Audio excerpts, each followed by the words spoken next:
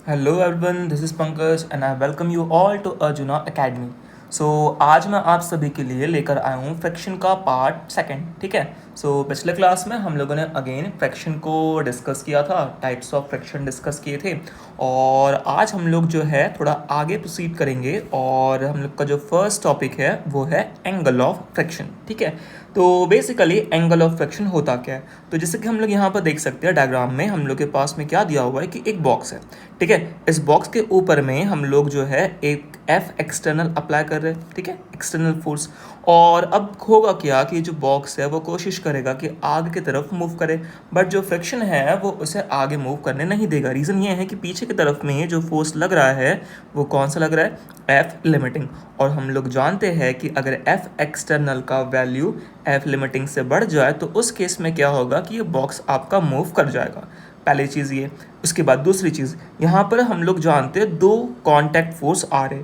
पहला contact force तो आपके पास नॉर्मल रिएक्शन है और दूसरा कॉन्टैक्ट फोर्स आपके पास में एफ लिमिटिंग है। और इस नॉर्मल रिएक्शन और इस एफ लिमिटिंग का जो रिजल्टेंट होगा उसको हम लोगों ने फिलहाल डिनोट किया है एफ सी से, which is resultant contact force. और ये जो रिजल्टेंट कॉन्टैक्ट फोर्स है नॉर्मल रिएक्शन से जो एंगल थीटा फॉर्म किया है, इसी एंगल थीटा को हम लोग यहाँ पर नाम दे रहे हैं एंगल ऑफ फ्रिक्शन। ठीक है। तो शॉर्ट में अगर मैं बताऊँ तो जो बॉडी है उस पर दो कॉन्टैक्ट फोर्स आ रहे। एक कॉन्टैक्ट फोर्स आपके पास में है नॉर्मल रिएक्शन, दूसरा कॉन्टैक्ट फोर्स आपके पास में कौन सा है, एफ लिमिटिंग। और इस नॉर्मल रिएक्शन और जो एफ लिमिटिंग का जो रिजल्टेंट होगा उसको हमने कहा है रिजल्टेंट कॉन्टैक्ट फोर्स, जिसमें डिनोट किया है एफ सी से। तो ये जो एफ सी जो एंगल फॉर्म करेगा नॉर्मल रिएक्शन के साथ, इसी एंगल को आपने क्या कहा हुआ है यहाँ पर, एंगल ऑफ फ्रिक्शन। ठीक है। तो अगर हम लोग डेफिनेशन देखना जाए तो डेफिनेशन में क्या लिखा हुआ है कि angle between normal reaction and contact force. ठीक है, नॉर्मल रिएक्शन और कॉन्टैक्ट फोर्स के बीच में एंगल जो बनेगा वो भी कब, when object is just about to move on horizontal surface. इसका मतलब ये हुआ कि ऑब्जेक्ट अभी मूव करना आपका स्टार्ट नहीं किया है। ठीक है, जस्ट अबाउट टू मूव वाली कंडीशन है। उस केस में नॉर्मल रिएक्शन जो आपका एंगल फॉर्म करेगा, ठीक है, किसके साथ, कॉन्टैक्ट फोर्स के साथ, उसी एंगल को हम लोग फिलहाल नाम यहाँ पर क्या दे रहे हैं, एंगल ऑफ फ्रिक्शन। ठीक है। So now angle of friction जो है इस को हम लोग निकाले कैसे। तो यहाँ मुझे जो है एक ट्रायंगल नज़र आ रहा है, मैं उस ट्रायंगल को यहाँ पर ड्रॉ कर रहा हूँ। ये ट्रायंगल का साइड एन को शो कर रहा है। इसके अलावा ये जो साइड है ये मुझे contact force F C show कर रहा है। और तीसरा हम लोग के पास में जो है वो कौन सा आ रहा है, एफ लिमिटिंग। ठीक है, एफ लिमिटिंग। और यहाँ पर जो एंगल बन रहा है वो एंगल कितना बन रहा है, थीटा बन रहा है। नाउ अगर अब मैं यहाँ पर टेन थीटा यूज़ करता हूँ तो टेन थीटा क्या बन जाता है, अपोजिट। अपोजिट में आपको कौन दिख रहा है, एफ लिमिटिंग। ठीक है। और अपॉन में आपके पास में क्या आता है, एडजेसेंट या बेस, वहाँ पर आपको कौन दिख रहा है, एन दिख रहा है। ठीक है। इसके अलावा हम लोग जानते हैं एफ लिमिटिंग का फॉर्मूला कितना बन जाता है, म्यू इनटू एन के बराबर। अपॉन में अगेन आपके पास क्या आ गया, एन। अब यहाँ पर अगर हम लोग ध्यान से देखिए तो हम लोग एन से एन को जो है कट कर सकते हैं। ठीक है। जैसे ही आप एन को एन से कट करेंगे तो टेन थीटा का वैल्यू आपके पास कितना आ जाएगा, म्यू के बराबर। और यहाँ से अगर आप थीटा निकालते हैं, थीटा का जो वैल्यू बन जाएगा वो कितना बन जाएगा, टेन इनवर्स म्यू। ठीक है। इसी एंगल को हम लोग नाम क्या देते हैं, एंगल ऑफ फ्रिक्शन। ठीक है। तो ये हम लोग के पास कॉन्सेप्ट था about the angle of friction. ठीक है। एक छोटा सा मैं यहाँ पर क्वेश्चन ले रहा हूँ। क्वेश्चन देखो क्या बोला गया है। क्वेश्चन है कि if angle of friction is 30 degree, then find coefficient of friction। ठीक है। तो क्वेश्चन ये आपके पास दिया हुआ है। सेकंड। ठीक है। सो यहाँ पर एंगल ऑफ फ्रिक्शन आपके पास कितना गिवन है, 30 डिग्री। निकालना क्या है, कोएफिशिएंट ऑफ फ्रिक्शन। ठीक है। अगर हम लोग बात करते हैं यहाँ पर सोल्यूशन की, तो सोल्यूशन जो है आपका कुछ इस तरीके से आ जाएगा कि हम लोग जानते हैं tan theta is equals to, कितना बन जाता है म्यू, जहाँ पर टेन थीटा आपके पास में क्या है एंगल ऑफ फ्रिक्शन, जिसका वैल्यू क्वेश्चन में आपके पास कितना मेंशन है 30 degree. So tan 30 degree is equal to कितना आ गया म्यू के बराबर। tan 30 कितना हो जाता है आपके पास में 1/√3, 1/√3 इज इक्वल्स टू म्यू, और 1/√3 का वैल्यू ही आपके पास जो बन जाता है वो बनता है आपके पास में अराउंड 0.58। ठीक है, कुछ नहीं करना है, रैशनलाइज करना, आप √3 से मल्टीप्लाई करेंगे और √3 से डिवाइड करेंगे। जैसे आप ऊपर में √3 से मल्टीप्लाई करेंगे, नीचे में √3 से मल्टीप्लाई करेंगे, आपके पास में जो है नीचे 3 बच जाएगा और ऊपर आपके पास में, चलिए मैं यहाँ पर आपको सिंप्लीफाई करके दिखाई देता हूँ कि यहाँ पर हम लोग क्या कर रहे हैं, √3 से मल्टीप्लाई भी किए और √3 से डिवाइड भी किए, तो इक्वेशन पर कोई भी फर्क पड़ा क्या, नहीं। ठीक है, उसके बाद √3 इंटू √3 आपके पास कितना बन जाता है 3 के बराबर। तो आपके पास में जब अल्टीमेटली हम लोग देखेंगे, मैं इसको थोड़ा इधर लिख रहा हूँ, म्यू का वैल्यू कितना बन जाएगा √3 अपॉन में √3 इंटू √3 कितना हो गया 3, और √3 का वैल्यू कितना हो जाता है 1.73 या 713 हम लोग यूज़ कर लेते हैं, अपॉन में आपके पास कितना आ गया 3। अब इसको अगर आप सिंप्लीफाई करते हैं तो आपके पास जो वैल्यू बचता है वो वैल्यू आपके पास कितना बच जाता है अराउंड 0.58 के बराबर। ठीक है, इस चीज़ को मैं एक बार कन्फर्म आप कर लीजिएगा कि 1.73 1.713 ठीक है कौन सा है, बट आपके पास जो फाइनल आंसर आ जाएगा वो 0.58 ही आ जाएगा। नाउ नेक्स्ट अब हम लोग कुछ क्वेश्चंस लेंगे। सो नेक्स्ट क्वेश्चन कुछ इस तरीके से है कि एक फोर्स जिसका वैल्यू है I+4J एक्ट कर रहा है ब्लॉक के ऊपर में, और हमें निकालना फोर्स ऑफ फ्रिक्शन उस ब्लॉक के ऊपर में कितना आएगा वो निकालना। ठीक है, तो यहाँ पर अगर जैसे कि हम लोग देखें तो फोर्स इंक्लाइंड है, और अगर फोर्स इंक्लाइंड है मतलब इसके दो कंपोनेंट आएंगे, एक तो अलॉन्ग एक्स जाएगा और एक आपका अलॉन्ग वाई जाएगा। ठीक है, तो एक काम करते हैं, हम लोग ड्रॉ करते हैं यहाँ पर फ्री बॉडी डायग्राम। ठीक है, इस ब्लॉक का, तो ये आपके पास में ब्लॉक जिसका मास मेंशन है 1 किलोग्राम, आगे की तरफ में फोर्स का x कंपोनेंट, ऊपर की तरफ में फोर्स का y कंपोनेंट। तो y कंपोनेंट का वैल्यू कितना है 4j कैप, j कैप वहाँ पर बेसिकली डायरेक्शन शो कर रहा है, और अलॉन्ग द x एक्सिस आपके पास i कैप है, मतलब ये आ जाएगा 1 के बराबर। अब जब इस पर आगे की तरफ फोर्स आएगा तो पीछे की तरफ जो फोर्स आने वाला है वो कौन सा आएगा, फ्रिक्शन फोर्स आएगा। ठीक है, तो ये आ गया आपके पास फ्रिक्शन फोर्स, और नीचे की तरफ में इस ब्लॉक का वेट आएगा which is mass 1 kilogram, gravity 10, मतलब आपके पास बन गया 10 न्यूटन, और इसके अलावा नॉर्मल रिएक्शन आपका एक्ट करेगा ऊपर की तरफ में विच विल बी n। ठीक है, नाउ अब चांसेस ये है इस ब्लॉक के कि ये तो सिर्फ और सिर्फ आपका हॉरिजॉन्टल मूव करेगा, बिकॉज नीचे में हम लोग के पास हम लोग अगर देखें ध्यान से तो ये वर्टिकली यहाँ पर किसी भी तरीके से मोशन शो नहीं कर रहा है। मतलब हम लोग कह सकते हैं कि summation of Fy is equals to 0, because ये along the Y axis equilibrium condition में है। तो ये आपके पास में कितना बन जाएगा, ऊपर की तरफ में आपके पास जो फोर्सेस आ रहे हैं वो है n+4, और नीचे की तरफ में आपके पास कितना आ रहा है 10, तो n इज इक्वल्स टू 10-4 कितना हो गया 6 न्यूटन। ठीक है, तो नॉर्मल रिएक्शन का वैल्यू आ गया 6। इसके बाद जब भी हम लोग फ्रिक्शन निकालते हैं, मैंने कहा था पहला काम हमेशा क्या होता है चेक करना, एफ लिमिटिंग चेक करना। तो एफ लिमिटिंग का फॉर्मूला कितना बन जाता है म्यू इंटू एन, म्यू का वैल्यू 0.3, जिसको हम लोग 3/10 यूज़ कर सकते हैं, नॉर्मल रिएक्शन 6 के बराबर। तो एफ लिमिटिंग अगर यहाँ से निकाला जाए तो 3 6 18, 18/10 आपके पास कितना हो गया 1.8 न्यूटन। तो एफ लिमिटिंग आ रहा है 1.8 न्यूटन, और हम लोग जो एफ एक्सटर्नल दे रहे हैं, ठीक है, बाहर से जो फोर्स लगा रहे हैं वो कितना है 1 न्यूटन। इसका मतलब ये हुआ ना कि ब्लॉक आपका मूव नहीं करेगा। ठीक है, block will be at rest, क्योंकि यहाँ पर चल इसलिए नहीं पाएगा क्योंकि आपने जो एफ एक्सटर्नल अप्लाई किया वो तो आपके पास कम है और एफ लिमिटिंग कितना है ज़्यादा। इसका मतलब यहाँ जो फ्रिक्शन फोर्स आएगा ना तो वो आपके पास में हाँ मतलब ये जो आपके पास में आएगा कौन सा आएगा, स्टैटिक आएगा, काइनेटिक यहाँ पर नहीं आ पाएगा बिकॉज ये मूव नहीं कर रहा। और स्टैटिक फ्रिक्शन कैसा होता है, सेल्फ एडजस्टिंग, जितना आप लगाएंगे उतना ही वो रिस्पॉन्ड के लगाएगा। तो हम लोग यहाँ से अगर 1 न्यूटन लगा रहे हैं तो स्टैटिक फ्रिक्शन भी जो आएगा वो कितना आ जाएगा 1 न्यूटन के बराबर। और अलॉन्ग द एक्स एक्सिस है इसलिए हम लोग यहाँ पर एक्स्ट्रा में जो है आई कैप भी यहाँ पर यूज़ करेंगे। ठीक है, तो जो फोर्स आएगा कितना आएगा 1 आई कैप न्यूटन। ठीक है, तो ये यहाँ पर आ गया आपके पास फ्रिक्शन फोर्स का वैल्यू। नेक्स्ट क्वेश्चन है find the minimum force required to move this object on rough surface. ठीक है, तो rough surface coefficient of friction mu, inclined force F, हमें बताना है कि कितना मिनिमम फोर्स होगा हम लोग को रिक्वायर्ड जो यहाँ पर रहेगा सो दैट कि हम लोग इस ब्लॉक को यहाँ से मूव कर पाए। ठीक है, तो अगर ध्यान से हम लोग देखें तो अगेन यहाँ पर फोर्स जो आपके पास इंक्लाइंड है इसके दो कंपोनेंट आपका बन सकते हैं। तो पिछले बार हमने जैसा किया था इस बार भी सेम करेंगे, पहले ड्रॉ कर लेते हैं एफ बी डी।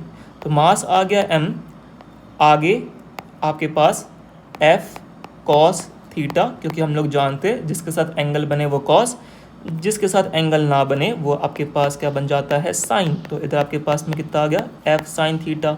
नीचे की तरफ में आपके पास जो फोर्स आ गया वो कितना आ गया mg, और पीछे की तरफ में जो फोर्स आ जाएगा वो आपके पास में आ जाएगा फ्रिक्शन फोर्स। एक और फोर्स जो आपका ऊपर की तरफ एक्ट करने वाला है वो फोर्स कौन सा बन जाएगा नॉर्मल रिएक्शन फोर्स। तो इस तरीके से ये ड्रॉ हो गया इसका फ्री बॉडी डायग्राम। ठीक है, नाउ पहले तो हम लोग यहाँ पर n का वैल्यू फाइंड कर लेंगे बिकॉज हमें नॉर्मल रिएक्शन हमेशा रिक्वायर्ड रहता है जब भी हम लोग फ्रिक्शन फाइंड करते हैं, और अलॉन्ग द y एक्सिस ये मूव कर नहीं रहा इसलिए आपके पास में along the y axis equilibrium पे रहेगा। इसलिए हम लोग लिख सकते हैं कि summation of F Y is equals to कितना बन गया 0। तो अलॉन्ग द y एक्सिस ऊपर में लग रहा है n plus F sine theta, नीचे में आपके पास में कितना आ रहा है mg। तो यहाँ से नॉर्मल रिएक्शन n का वैल्यू अगर निकाला जाए तो क्या बन जाएगा mg minus f sine theta. ठीक है, तो ये वैल्यू आपके पास किसका बन गया नॉर्मल रिएक्शन का बन गया। नाउ अब निकालेंगे हम लोग यहाँ पर f लिमिटिंग। ठीक है, अब f लिमिटिंग की बात की जाए तो f लिमिटिंग का फॉर्मूला कितना बन जाता है हम लोग के पास में म्यू इनटू n। ठीक है, मिनिमम फोर्स निकालना बोल रहा है मतलब जस्ट अबाउट टू मूव ही होगा ऑब्वियसली। अब f लिमिटिंग अगर बात की जाए तो म्यू आपके पास जैसा का वैसा आ गया, और वैल्यू ऑफ n जो हम लोग के पास में है वो कितना है mg minus f sine theta. ठीक है, इसके बाद पीछे में आपके पास में जो आ रहा है वो कौन सा आ रहा है f लिमिटिंग आ रहा है। ठीक है, अब अगर हम लोग चाहते हैं यहाँ पर कि आपका ऑब्जेक्ट जो है जस्ट मूव करे, इसका मतलब ये हुआ ना कि आपके पास जितना फोर्स आगे होगा उतना ही फोर्स आपका पीछे भी हो जाएगा। रीज़न ये है कि यहाँ पे उसने कहा हुआ है जस्ट अबाउट टू मूव। ठीक है, जस्ट अबाउट टू मूव का मतलब क्या होता है कि भी मूव तो नहीं किया है बट हाँ अगर हमने थोड़ा भी फोर्स लगाया तो ये आपका जस्ट मूव कर जाएगा। इसीलिए अगर पीछे में आपके पास एफ लिमिटिंग है जिसका वैल्यू कितना बन रहा है म्यू इनटू एन, एन का वैल्यू आपके पास कितना है M G minus F sine theta, और यही आपका एफ लिमिटिंग किसके इक्वल बन जाएगा आपका एफ कॉस थीटा के बराबर। ठीक है, इस तरीके से, क्योंकि मुझे यहाँ पर फ्रिक्शन नहीं निकालना है, इस बार मुझे निकालना है फोर्स का वैल्यू, भी कौन सा मिनिमम फोर्स का वैल्यू मतलब एफ का वैल्यू निकालना है। ठीक है, अब यहाँ से थोड़ा बहुत सिंप्लीफाई अगर हम लोग करते हैं तो ये बन जाएगा एफ कॉस थीटा, म्यू को अंदर भेजा जाए तो mu into M G minus mu into F sine theta, minus mu F sine theta right से लेफ्ट में आया तो प्लस बन जाएगा। तो आपके पास सिंप्लीफाई करने पर F cos theta plus mu F sine theta is equals to आपके पास कितना आ गया म्यू एम जी के बराबर। यहाँ से अगर मैं एफ कॉमन निकालता हूँ तो ब्रैकेट के अंदर में कितना बच जाएगा cos theta plus mu sine theta is equals to mu M G. ठीक है, अब यहाँ से अगर f निकाला जाए तो f का वैल्यू कितना बन जाएगा म्यू एम जी अपॉन में आपके पास में आ जाएगा cos theta plus mu sine theta. ठीक है, यहाँ हमने क्या फाइंड किया f का वैल्यू फाइंड कर लिया। ठीक है, फिर एक बार देखिए ना अप्रोच क्या लगाइए, आपके पास ब्लॉक है, ब्लॉक का मास कितना है m, इस पर फोर्स कैसा आ रहा है इंक्लाइंड फोर्स, एंगल कितना बना हुआ है थीटा। इसका मतलब फोर्स के आएंगे दो कंपोनेंट, एक आपके पास cos along the X axis, एक आपके पास sine along the Y axis. इसीलिए हमने ड्रॉ किया यहाँ पर फ्री बॉडी डायग्राम। इसके अलावा ऊपर की तरफ में एक और फोर्स जाएगा नॉर्मल रिएक्शन, जो बॉडी के ऊपर में हमेशा कैसा होता है, परपेंडिकुलर। नीचे में आपका एक और फोर्स कौन सा एक्ट करेगा, wait mg।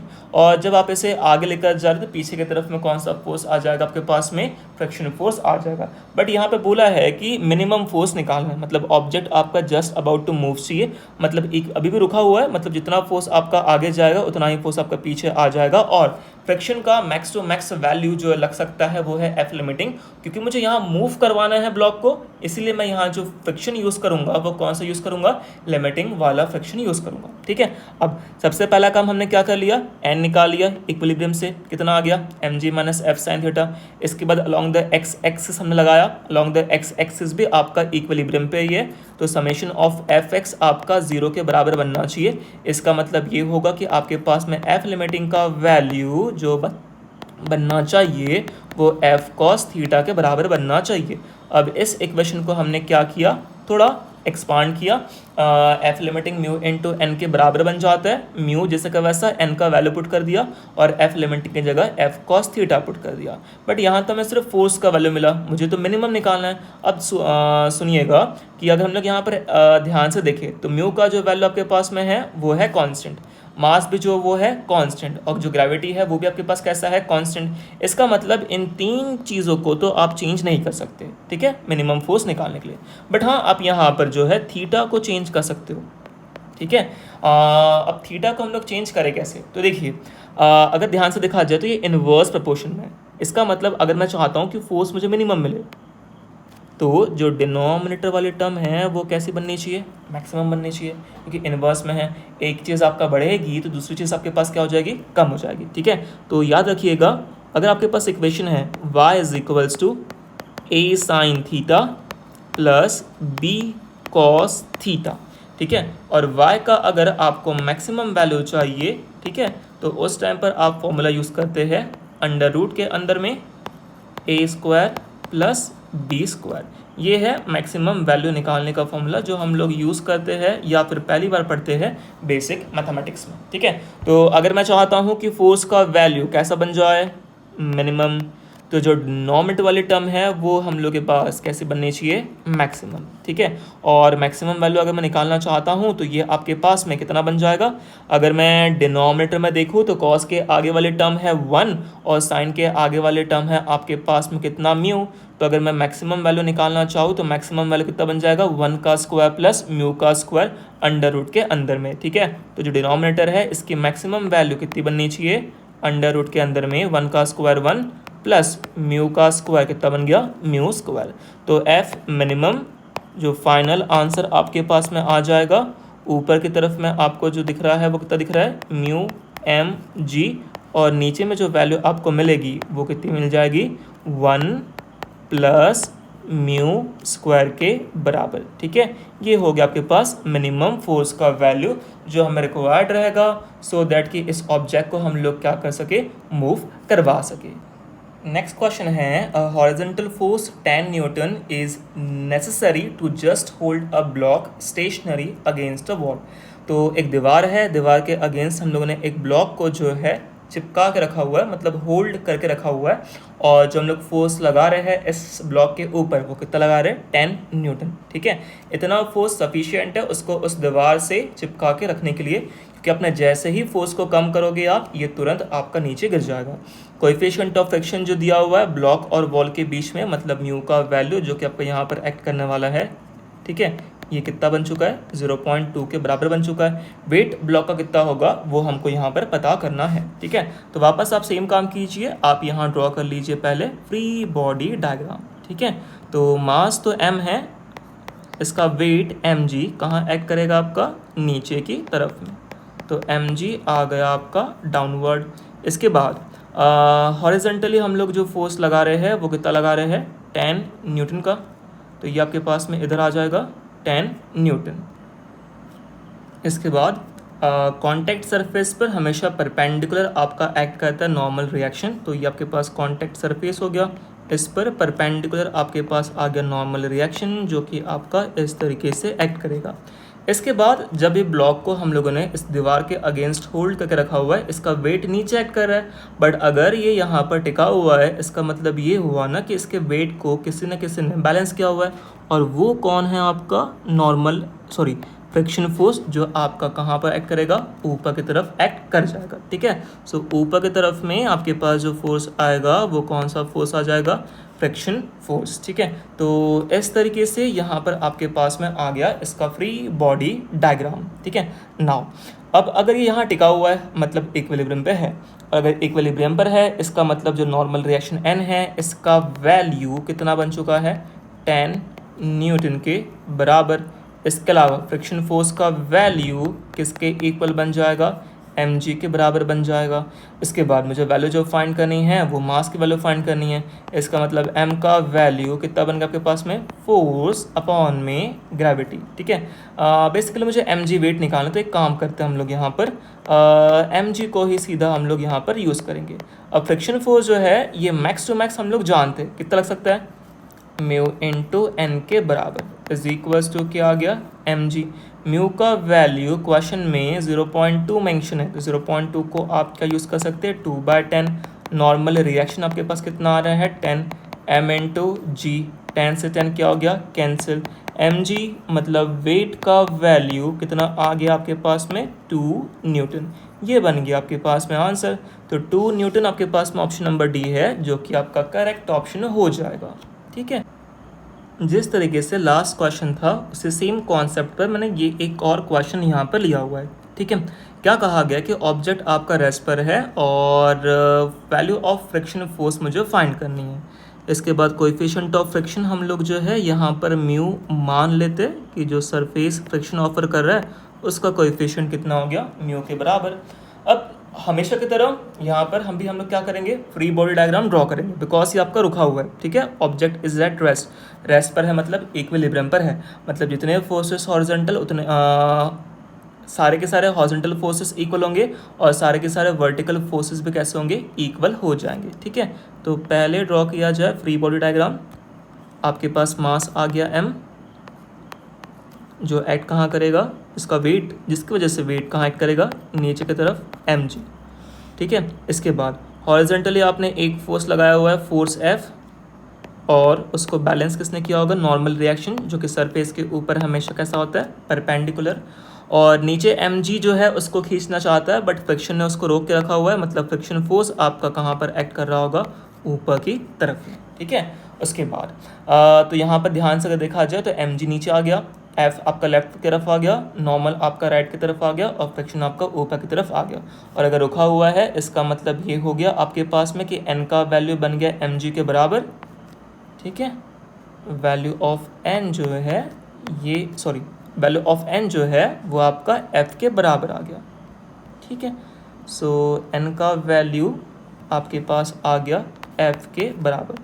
So n is equals to आपके पास में हो गया f, और जो mg है इसका वैल्यू किसके इक्वल हो गया, फ्रिक्शन फोर्स के इक्वल हो गया। ठीक है, now value of friction force आपको निकालनी है, तो फ्रिक्शन फोर्स आपके पास में जो आएगा वो कौन सा आ जाएगा, स्टैटिक आएगा, क्योंकि आपका ये यहाँ पर मूव नहीं कर रहा है। ठीक है, और जितना आप अप्लाई करते हैं उतना ही आपके पास में स्टैटिक फ्रिक्शन आ जाता है, तो यहाँ पर स्टैटिक फ्रिक्शन, ठीक है, उसका वैल्यू कितना बन गया, mg के बराबर बन गया। ठीक है, तो ऑब्जेक्ट रेस्ट पर था, रेस्ट पर है मतलब इक्विलिब्रियम पर है, जितने फोर्सेस ऊपर उतने ही फोर्सेस नीचे, जितने फोर्सेस लेफ्ट में उतने ही फोर्सेस राइट में। तो लेफ्ट में था f, राइट में था n, तो n का वैल्यू f के बराबर, ऊपर में था फ्रिक्शन, नीचे में था mg, मतलब फ्रिक्शन का वैल्यू कितना आ गया, mg के बराबर। और स्टैटिक फ्रिक्शन इसलिए बिकॉज ऑब्जेक्ट आपका मूव नहीं कर रहा है, इसलिए f इज इक्वल टू आपके पास कितना आ गया, mg के बराबर। और हम सभी जानते हैं कि स्टैटिक फ्रिक्शन कैसा होता है, सेल्फ एडजस्टिंग होता है, इसलिए f static is equal to कितना आ गया, mg के बराबर। सो नेक्स्ट क्वेश्चन है, find friction and acceleration of the block. ठीक है, सो ब्लॉक का मास 10 किलोग्राम, तो उसका वेट नीचे एक्ट करेगा mg। ठीक है, सो इसका फ्री बॉडी डायग्राम आपको कुछ ऐसा नज़र आ जाएगा, नीचे की तरफ में mg। ठीक है, मास 10 का, ग्रेविटी 10 की, मतलब 100 न्यूटन। ठीक है, इसके बाद ये नीचे आने की कोशिश कर रहा है, बट इसको फ्रिक्शन ने रोका होगा, इसलिए आपके पास फ्रिक्शन फोर्स कहाँ चला जाएगा, आपका ऊपर की तरफ में। लेफ्ट हैंड साइड में आपके पास में जो आ रहा है वो एफ का वैल्यू कितना है 50 न्यूटन, और सरफेस पर परपेंडिकुलर आपके पास में हमेशा क्या बनता है, नॉर्मल रिएक्शन। ठीक है, इसके बाद यहाँ पर अगर ये ब्लॉक टिका हुआ है, इसका मतलब एन का वैल्यू तो श्योर है हम लोग 50 न्यूटन बन जाएगा, तो एन के वैल्यू में कोई इशू नहीं है। एन इज इक्वल्स टू कितना बन गया, 50 न्यूटन। इसके बाद अब चेक करना है यहाँ पर कि ब्लॉक रुका हुआ है या फिर नहीं रुका हुआ है, क्योंकि यहाँ क्वेश्चन में मेंशन नहीं है। ठीक है, तो इस चीज़ को पता करने के लिए पहले हम लोग पता करते हैं कि जो एफ लिमिटिंग है वो कितना आ जाएगा। ठीक है, सो एफ लिमिटिंग का फॉर्मूला कितना बन जाता है, म्यू इंटू एन। म्यू का वैल्यू कितना है 0.8, 0.8 का मतलब 8/10। नॉर्मल रिएक्शन कितना है 50, 0 0 कैंसिल, 5 ज़ा 40। इसका मतलब एफ लिमिटिंग आपके पास मैक्स टू मैक्स जो लग सकता है वो कितना लग सकता है, 40 न्यूटन के बराबर। और ये तो ऊपर इसको रोक के रखने की कोशिश कर रहा है, बट नीचे एम जी एक्ट कर रहा है जो कितना है आपके पास में 100 न्यूटन। इसका मतलब ब्लॉक तो ऑब्वियसली वहाँ पर टिका हुआ नहीं रहेगा, ब्लॉक आपका कहाँ आने की कोशिश करेगा, नीचे की तरफ आने की कोशिश करेगा। ठीक है, बिकॉज 100 नीचे लग रहा है, ऊपर आपके पास सिर्फ 40 लग रहा है, मतलब अनबैलेंस्ड फोर्स हुआ ना। ठीक है, और डोमिनेटिंग फोर्स आपका कहाँ पर बन गया, डाउनवर्ड। अब निकालना है एक्सेलरेशन, तो हम लोग जानते हैं सेकंड लॉ के हिसाब से F is equals to M into A, और F भी हम लोग कौन सा यूज़ करते हैं, F नेट। ठीक है, F नेट अगर देखा जाए तो नीचे में एक्ट कर रहा है 100 जो कि डोमिनेटिंग है, ऊपर में एक्ट कर रहा है 40 आपके पास में जो फ्रिक्शन था। मास का जो वैल्यू आपके पास में है वो है 10 किलोग्राम, और जो एक्सेलरेशन है उसका वैल्यू हमको नहीं पता। ठीक है, रीज़न ये है कि आपके पास जो डोमिनेटिंग फोर्स है वो 100 न्यूटन है, इसलिए ब्लॉक आपका नीचे की तरफ फिसलने की कोशिश करेगा। और मान लेते जो एक्सेलरेशन कितना है ए। ठीक है, तो नेट फोर्स कितना आ गया 100 minus friction which is equals to 40, mass 10, acceleration निकालना है। तो 100 माइनस 40 कितना हो गया 60, 10 into A, 10 A 0 0 cancel, A is equals to कितना हो गया 6 मीटर पर सेकेंड स्क्वायर। ठीक है, तो यहाँ पर हम लोग फिनिश करते हैं हम लोग का friction on the horizontal surface. इसके बाद स्टार्ट करेंगे फ्रिक्शन ऑन हॉरिजॉन्टल सरफेस। जो है उसका एक टॉपिक छूट गया था, वो है कि जैसे मैंने इसको इस क्वेश्चन के फॉर्म में एक्सप्लेन किया हुआ है। ठीक है, क्या कहा गया है कि find maximum and minimum force to keep the object at rest. ठीक है, सो एक ऑब्जेक्ट को हम लोग रेस्ट पर रखना चाहते हैं, और उसके लिए हमें मिनिमम और मैक्सिमम फोर्स कितना रिक्वायर्ड होगा वो हमें निकालना है। ठीक है, find maximum minimum force to keep the object at rest. ठीक है, अब देखिए क्वेश्चन जो मैंने लिया है कुछ स्टेप्स लिया है। एक ऑब्जेक्ट है जिसका मास है 10 किलोग्राम, इसके ऊपर मैं फोर्स लगा रहा हूँ, तो फोर्स बाय पंकज मैंने यहाँ पर लिखा हुआ है। और एक और चीज़ ये कि इस बॉडी के ऊपर में एक अपोजिट डायरेक्शन में फिक्स्ड फोर्स आ रहा है जिसका वैल्यू है 30 न्यूटन। इसके अलावा कोएफिशिएंट ऑफ फ्रिक्शन है 0.2, इसका वेट mg एक्ट कर रहा है डाउनवर्ड, और नॉर्मल रिएक्शन जो है वो ऊपर की तरफ एक्ट कर रहा है। ठीक है, और मैंने एक और चीज़ यहाँ पता कर ली है कि जो एफ लिमिटिंग है उसका वैल्यू कितना आ रहा है, तो एफ लिमिटिंग का जो फॉर्मूला बनता है वो म्यू इंटू एन बन जाएगा। म्यू का वैल्यू 0.2, और नॉर्मल रिएक्शन आपके पास मास है 10 का, ग्रेविटी है 10 की, तो 10 इंटू 10 कितना बन गया आपके पास में 100 बन गया। ठीक है, सो 0.2 इंटू 100 एफ लिमिटिंग का वैल्यू आपके पास यहाँ कितना बन चुका है 20 न्यूटन के बराबर। ठीक है, नाउ अब मैंने यहाँ पर अलग अलग केसेस लिए जिससे सेम चीज़ मैंने यहाँ पर एक्सप्लेन की है कि मैं वहाँ पर कितना मैक्सिमम और कितना मिनिमम फोर्स लगाऊँ, सो दैट कि ऑब्जेक्ट जो है वो रेस्ट पर रहे, मतलब रुका हुआ रहे। ठीक है, अब देखिए केस नंबर 1, तो फोर्स जो 30 न्यूटन का है वो तो फिक्स है। ठीक है, इसमें कोई भी चेंज नहीं आने वाला। इसके अलावा एफ लिमिटिंग मतलब फ्रिक्शन का मैक्सिमम वैल्यू ये सिर्फ और सिर्फ आपका 20 लग सकता है। तो अपोजिट में आपका लेफ्ट हैंड साइड में 30 न्यूटन आ रहा है, राइट हैंड साइड में लिमिटिंग फ्रिक्शन आ रहा है 20 न्यूटन। इसका मतलब अभी भी अगर मैं चाहता हूँ कि इक्विलिब्रियम आए तो कम से कम मुझे यहाँ पर 10 न्यूटन रिक्वायर्ड रहेगा। सो इसलिए force applied by Pankaj is equals to 10 newton, और ये जो 10 न्यूटन है वो कैसी वैल्यू है, मिनिमम वैल्यू है। ठीक है, अब केस नंबर 2 में मैं क्या कर रहा कि जो मेरे थ्रू अप्लाई किया फोर्स जो था 10 न्यूटन, इसको मैंने थोड़ा बढ़ा के कर दिया अब 20 न्यूटन। ठीक है, तो ऑब्वियसली ऑब्जेक्ट आपका रेस्ट पर है। अगर ऑब्जेक्ट आपका रेस्ट पर है इसका मतलब क्या होगा, यहाँ पर आएगा आपके पास में कौन सा वाला फ्रिक्शन, स्टैटिक फ्रिक्शन। और स्टैटिक फ्रिक्शन जो होता है वो सेल्फ एडजस्टिंग होता है, इसीलिए अगर मैंने 20 का लगाया है तो फ्रिक्शन अपने आप को चेंज करके कितना बना देगा, 20 बना देगा। अगेन 20 प्लस 10 आपके पास राइट हैंड साइड में आ गया 30 और लेफ्ट हैंड साइड में आपके पास अगेन कितना आ रहा है 30। मतलब अगेन ये इक्विलिब्रियम पर है, तो ऑब्जेक्ट आपका यहाँ पर भी कैसा रहेगा, रेस्ट पर ही रहेगा। ठीक है, नाउ नेक्स्ट केस। अब अगेन मैंने इस वैल्यू को 20 न्यूटन से बढ़ाकर कर दिया 30 न्यूटन। ठीक है, और अपोजिट डायरेक्शन में एक फिक्स फोर्स कितने का आ रहा है, 30 का आ रहा है। मतलब अगेन यहाँ पर आपके पास में नेट फोर्स बन गया 0, ऑब्जेक्ट आपका रेस्ट पर है। बट हाँ, इस बार फ्रिक्शन का वैल्यू कितना है 0, क्योंकि फ्रिक्शन का रिक्वायरमेंट ही नहीं है। मैंने भी 30 अप्लाई किया राइट हैंड साइड में, और जो फिक्स फोर्स है वो भी आपका लेफ्ट हैंड साइड में जा रहा है 30 का, तो अगेन सिस्टम आ गया इक्विलिब्रियम पे, ऑब्जेक्ट आगे रेस्ट पर, फ्रिक्शन का कोई भी नीड नहीं हुआ। केस नंबर 4, अब 30 से बढ़ाकर मैंने जो फोर्स कर दिया वो कर दिया 40 न्यूटन के बराबर। ठीक है, तो राइट हैंड साइड में आ गया 40 न्यूटन, लेफ्ट हैंड साइड में 30 है। अगर यहाँ फ्रिक्शन नहीं आएगा तो आपके पास अनबैलेंस चीज़ें बन जाएगी। ठीक है, इसलिए डोमिनेटिंग फोर्स अगर आपका टूवर्ड्स राइट था तो फ्रिक्शन आपका कहाँ एक्ट कर जाएगा, टूवर्ड्स लेफ्ट, और वो कितना बन जाएगा 10 न्यूटन। अब अगर आप ध्यान से देखेंगे तो लेफ्ट हैंड साइड में 30 + 10 कितना हो गया 40, और राइट हैंड साइड में भी कितना है 40। अगेन ऑब्जेक्ट आपका कैसा है, इक्विलिब्रियम पर है, रेस्ट पर है, रुका हुआ रहेगा। ठीक है, बट नेक्स्ट लास्ट केस, अब मैंने इस वैल्यू को बढ़ाकर कर दिया 15 न्यूटन। ठीक है, अब 15 न्यूटन मैंने राइट हैंड साइड में लगाया, लेफ्ट हैंड साइड में 30 न्यूटन फिक्स्ड वैल्यू है, और फ्रिक्शन जो है मैक्स टू मैक्स कितना लग सकता है, 20 लग सकता है। तो राइट हैंड साइड में 50 न्यूटन हो गया, लेफ्ट हैंड साइड में 30 + 20 कितना हो गया 50।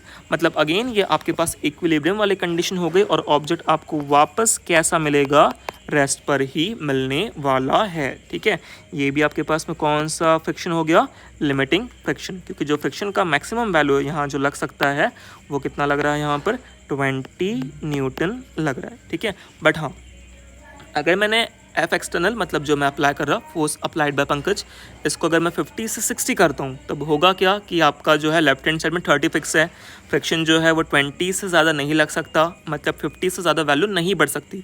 और अगर हमने 50 न्यूटन से ज़्यादा वैल्यू बढ़ाई तो ये आपके पास अनबैलेंस बन जाएगा, और ऐसे केस में ऑब्जेक्ट आपका रेस्ट पर नहीं रहेगा। इसीलिए जो 15 न्यूटन है वो आपके पास क्या हो गई, मैक्सिमम वैल्यू। तो यहाँ पर अगर हमें पूछा जाए कि what will be the maximum and minimum value, तो आपके पास में जो मैक्सिमम वैल्यू है वो कितनी आ रही है 50 न्यूटन, और जो आपके पास मिनिमम वैल्यू आ रही है वो कितनी आ रही है आपके पास में 10 न्यूटन, जो हमने फर्स्ट केस में निकाला था। ठीक है, और इन्हीं दो के बीच में आपका जो ऑब्जेक्ट है वो कैसा रहेगा, रेस्ट पर रहेगा। ठीक है, तो ये था last concept on the friction on horizontal surface. ठीक है।